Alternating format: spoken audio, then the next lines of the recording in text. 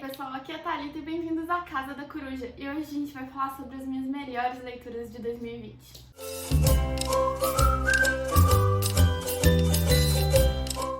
2020 foi um ano bem atípico pra mim. Eu li, pra mim não, né, gente? Pra todo mundo. Mas falando nas minhas leituras, eu li bem menos do que eu tô acostumada a ler. No início da pandemia eu achei que ia ser assim, vou ter muito tempo livre, produtividade, vou ler horrores. E acabou que foi o contrário. Afetou muito o meu estado de espírito, a minha saúde mental. Então, assim, comparativamente, eu li metade do que eu li ano passado. Não sei se era o ânimo que eu me encontrava ou o que foi que as leituras não foram, assim, tão maravilhosas quanto eu já tive anos, que era difícil escolher qual tinha sido a melhor leitura. E esse ano eu fiz uma seleção aqui de 5 livros e uma menção honrosa para falar com vocês. Mas essas 5 leituras que eu separei foram sensacionais e eu recomendo elas assim de olho fechado porque todas elas foram favoritadas. Então, dos livros que eu li, essas 5 foram realmente incríveis, apesar das outras não terem se destacado tanto assim no meio de todas as que eu já fiz. Mas, sem mais delongas, eu vou começar do 5º colocado para o primeiro e vamos direto para essa lista, começando com As Vinhas da Ira, do John Steinbeck. Nesse livro a gente vai acompanhar uma família que ela é expulsa das terras que elas sempre viveram, porque elas eram arrendatárias dessas terras. Essas terras não eram deles e o proprietário quer essas terras de volta. Então eles têm que sair dessa propriedade e ir em busca de um novo local para viver, de um novo local para trabalhar. Esse livro ele vai se passar no período da Grande Depressão nos Estados Unidos, então isso era uma coisa que estava acontecendo muito nos Estados Unidos. Muitas famílias perdendo suas terras, perdendo seu emprego e tendo que procurar uma nova forma de vida, uma nova forma de sobrevivência. Então a gente vai acompanhar a trajetória dessa família pelos Estados Unidos, as tentativas frustradas de conseguir emprego, tudo que eles tiveram que se submeter para ter um pouquinho de dinheiro no final do mês para conseguir sustentar todo mundo, para conseguir colocar comida na mesa. É um livro extremamente envolvente, você se sente naquela situação junto com a família. Quando eles são expulsos da casa, você consegue sentir a dor deles e você acompanha eles nessa jornada pelos Estados Unidos, você se sente ali dentro daquele caminhão junto com eles, sabe? O autor, ele consegue descrever o ambiente muito bem. É aquele tipo de livro que você realmente se sente imersa na história, você se sente parte da história. Eu fechava e parecia que eu tava vivendo aquele mundo, parecia que eu tava naquele caminhão junto com a família, que eu tava fazendo aquela viagem e eu queria voltar logo para aquele livro, para terminar aquela viagem e saber que eles iam ficar bem, que ia dar tudo certo. Foi um livro que até hoje eu ainda penso nele dessa forma assim, de me sentir dentro dele, não apenas pensar na história e pensar nos personagens, mas realmente ter aquela sensação de que eu vivi aquela história. A 4ª colocação vai para A Vida Invisível de Eurídice Gusmão, da Marta Batalha, que foi um livro que foi uma grande surpresa para mim esse ano. Eu não esperava gostar tanto dele igual eu gostei. Comecei a ler despretensiosamente, só para conhecer a autora e acabei me apaixonando. Nele a gente vai ter um recorte bem específico da sociedade, que é a sociedade de classe média, branca, do Rio de Janeiro, das décadas de 50 e de 60. Mas dentro desse recorte a gente tem um retrato muito interessante sobre como era a posição da mulher na sociedade. A gente vai ter a visão de várias mulheres que tiveram rumos de vidas bem diferentes e cada uma vai mostrando um pouco de como a sociedade tratava a mulher. A gente tem a Eurídice, que é a personagem principal, que ela é uma dona de casa, se casou cedo, teve seus filhos, cuida da sua casa. É o modelo padrão ideal da mulher da sociedade brasileira da década de 50. Ou talvez ainda dos tempos atuais, mas enfim. Então a gente vai acompanhar ela nessa sua vida doméstica, mas a gente também vai acompanhar os sonhos da Eurídice e tudo que ela teve que abrir mão para se encaixar nesse padrão da sociedade.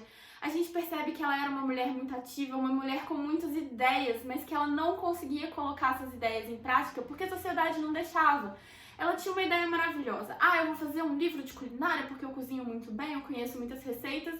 E aí a gente tem o marido, os filhos, os pais falando: mas pra que você vai fazer isso? Você não precisa, você tem que ser dona de casa. Então a sociedade estava sempre diminuindo ela, menosprezando, colocando assim, um caminhão de terra em cima de qualquer sonho dela. Então a gente tem essa submissão da mulher aos padrões para ela se encaixar e ela viver a vida perfeita. Por outro lado, a gente tem a irmã dela, que foi a mulher que tentou ir contra as regras da sociedade. Saiu de casa muito cedo, casou com um cara que ela era apaixonada, que a família não aceitava, então ela fugiu para se casar e ela acabou sofrendo as consequências disso, ela acabou sofrendo a rejeição da sociedade por conta dela ter fugido desses padrões. Então a gente vai ter então as duas visões, da mulher que seguiu o caminho perfeito e se tornou infeliz por conta disso, da mulher que tentou fazer a vida do jeito que ela queria, mas continuou sendo infeliz por conta disso, porque a sociedade continuou criticando ela, a sociedade continuou jogando ela cada vez para baixo por ela não ter se encaixado naquele modelo que já era imposto para ela.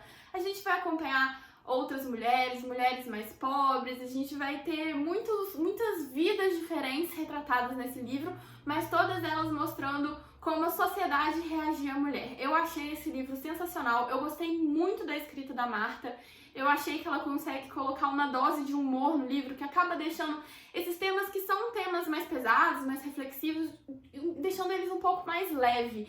Muitas vezes eu dei risada no livro, assim, não gargalhadas, mas sabe aquela...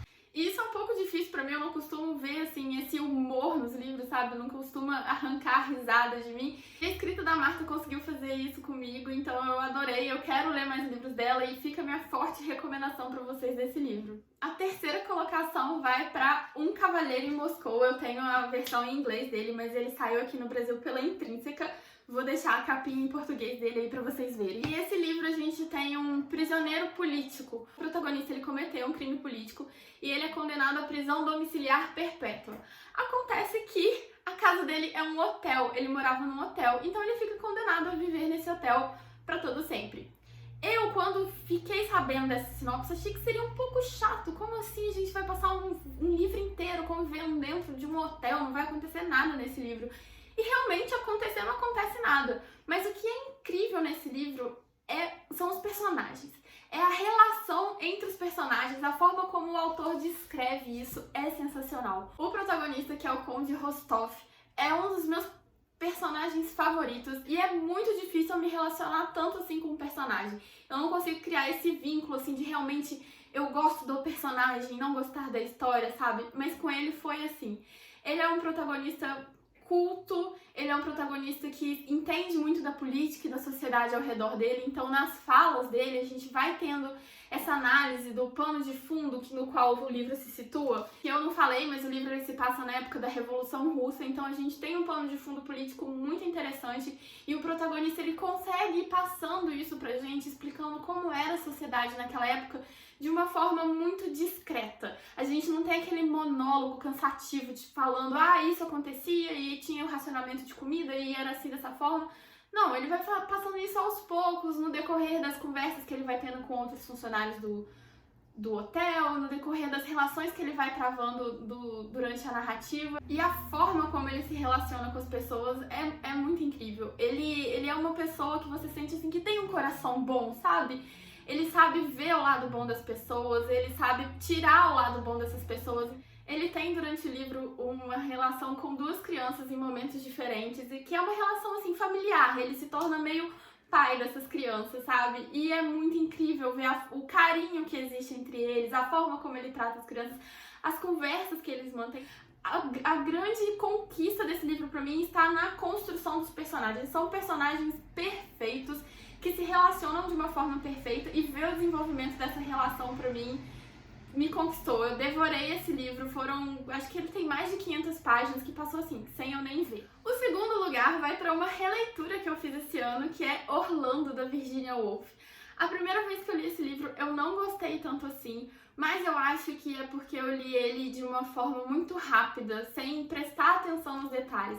Esse é um livro... ele tá dando um pouco de reflexo, então eu vou deixar ele ali. Mas ele é um livro que tem muitas camadas. A gente tem a história principal, que é a história de um cara que um belo dia acorda transformado em uma mulher. Realmente com corpo de mulher, com voz de mulher, ele virou uma mulher.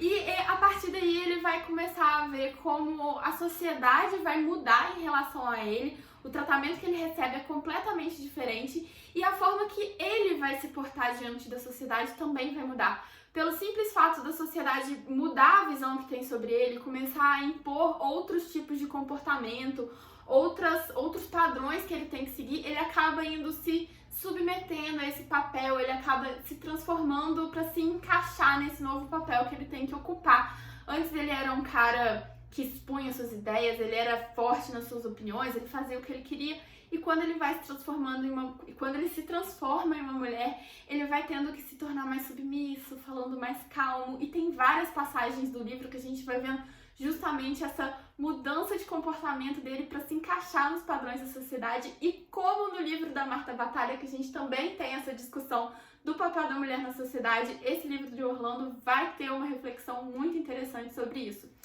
Acontece que essa não é a única coisa que a gente tem nesse livro. Esse livro ele também traz uma homenagem à literatura. Nesse livro a Virginia Woolf vai falar em vários momentos sobre a importância da literatura, a relação do autor com a sua obra, o papel da literatura na sociedade. A gente tem uma reflexão sobre os choques entre culturas, os choques entre classes, o papel da sociedade nessas diferenças culturais. A gente tem muita coisa nesse livro. É até difícil você resumir assim, sei lá, 2 minutinhos num vídeo de lista como esse. Eu quero trazer uma resenha mais detalhada, mas pra quem não quer esperar a minha resenha aqui, eu tenho uma resenha dele bem completinha lá no meu Instagram, @Casa da Coruja. Se você quiser ir ver, tem um IGTV com uma resenha desse livro. E vale a pena porque lá eu falei sobre essas várias camadas, eu dei vários outros detalhes sobre o livro, que esse livro, assim, ele conquistou demais meu coração. Antes de falar do primeiro lugar, eu vou falar a minha menção honrosa, que vai pra A Bela e a Adormecida no Neil Gaiman. Essa aqui é uma história ilustrada? Eu não sei como me referir a ela, mas é um reconto da Bela Adormecida e da Branca de Neve. As duas princesas vão se juntar para tentar destruir a maldição que assola o reino da Bela Adormecida, né? Esse sono eterno a que todos foram submetidos. E a gente vai ter um reconto feminista. A gente pode perceber que a gente tem uma leve temática nesse top 5 do meu ano de 2020. Mas a gente tem um reconto feminista desses dois contos de fadas, com um plot twist no final que, assim, dá um tapa na cara de todo mundo que lê, eu tenho certeza. Eu não esperava o que ia acontecer. Eu achei que a reviravolta ia ser uma, mas acabou sendo outra completamente diferente, que não tem a ver com o feminismo. É uma coisa que eu acho que vai impactar todo mundo, que ninguém esperava, então eu recomendo fortemente que você leia esse livro. Além de ser um livro maravilhoso, com ilustrações maravilhosas, vale muito a pena ler. Super curtinho, você lê, sei lá, em menos de 1 hora, e eu tenho certeza que vai se transformar numa das leituras favoritas do seu ano também. E em primeiríssimo lugar, o troféu de ouro dessa lista vai pra Eu Sou a Lenda, do Richard Matheson. Foi, eu acho que o primeiro livro que eu li em 2020 e nenhum conseguiu desbancar o local dele de meu favorito do ano. Esse livro aqui, ele é bem diferente do filme, então se você já viu o filme, pode ler despreocupado, que ele é muito diferente. O cachorro, ele não tem um papel tão relevante assim igual ele tem no livro. Aqui não se tratam de zumbis, mas de vampiros. E além disso, o filme ele é muito focado na ação do livro, na luta do protagonista contra os vampiros e na luta do protagonista para achar a cura para essa doença que assola o mundo. Aqui a gente vai ter um livro muito mais psicológico. A gente vai ter, na verdade, a luta do protagonista contra a solidão. O que mais incomoda o protagonista e o grande inimigo dele nesse livro é a solidão. Ele é o único homem sobrevivente na face da Terra e ele precisa aprender a lidar com isso. O tempo todo ele fala que ele sente falta de conversar com outra pessoa, ele sente falta do toque humano. E os vampiros, na verdade, eles estão lá só como mais um detalhe do cenário, sabe? É uma coisa que ele tem que conviver diariamente. Ele tem que lutar contra os vampiros e tentar não ser mordido por eles. O que realmente é a grande batalha dele é a batalha por ser uma pessoa sozinha. O final desse livro, gente, pra mim é um dos melhores finais que eu já li.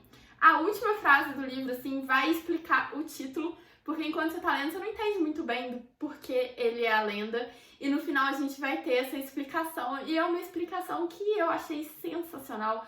É uma coisa que você lê e na hora que você termina, você fica assim pensando, meu Deus, é verdade. E isso, assim, né, tirando os exageros de pessoas sendo transformadas em vampiros, isso é uma coisa que realmente acontece. O que aconteceu com ele e o que ele se transformou, que ele percebe no final que ele se transformou, é uma coisa assim que é a verdade do mundo. É como o mundo acontece, é como o mundo gira. Então, assim, sensacional. Por favor, leiam esse livro e venham aqui me contar o que vocês acharam. porque vale a pena. Eu acho que é a minha distopia favorita, é um dos livros favoritos de todos os tempos, é o livro favorito de 2020, mas no top 10 da minha vida ele entra também, com certeza. Bom, então é isso, pessoal. Espero que vocês tenham gostado da minha lista. Me conta aqui embaixo quais foram os seus livros favoritos de 2020 e eu vejo vocês no próximo vídeo. Tchau!